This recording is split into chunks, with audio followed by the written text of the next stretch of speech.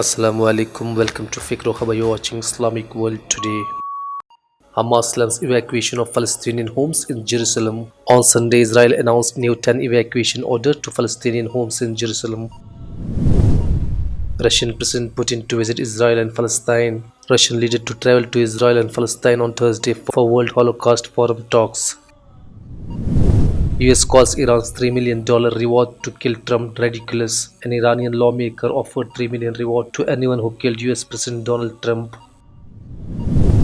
Two rockets hit near US Embassy in Baghdad. Rockets fell on Tuesday inside Baghdad Green Zone, which houses government buildings and foreign missions. Iraq clashes kill 6, injure 60 in capital Baghdad. Casualties occurs as security sources try to disperse protesters. 50 civilians killed in Syria's Idlib since January 12. More than 31,000 forced to take shelter near Turkish borderline amid truce violation by regime and allies. Libya, Haftar's militia continues violating ceasefire. Haftar forces fire mortar shells on southern area of capital Tripoli.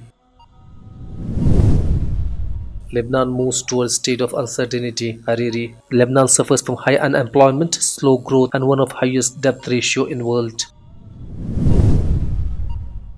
France, 7 men detained over plans for terror attack. Suspects plan to travel to Syria and Iraq, say domestic intelligence agencies.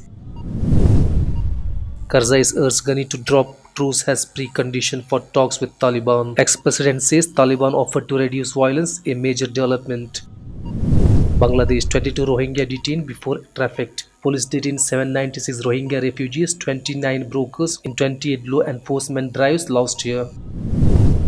Policeman and soldier killed in Kashmir gunfire. Two sides exchanged gunfire during search operation in southern Kashmir. You can find latest and lot more on fikrokhbar.com/English.